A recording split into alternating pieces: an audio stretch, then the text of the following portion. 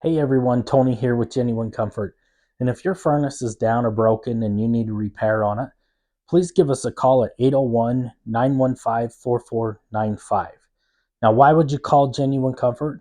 Because we're honest. We'll tell you what's wrong with the furnace. We're not going to sell you something that you don't need. And I'll educate you for just a little bit.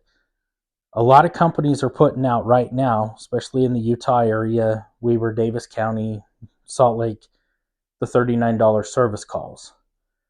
So what they do is they market those $39 service calls really low just to get you to call, and then they come out and then they'll find something definitely wrong with your furnace.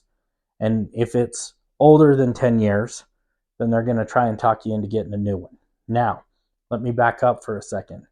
Not all companies that offer that $39 special will do that, but there are a lot of them that do that.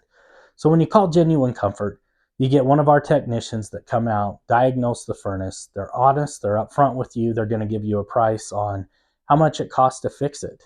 They're not just going to give you a bill on something that's way out of line.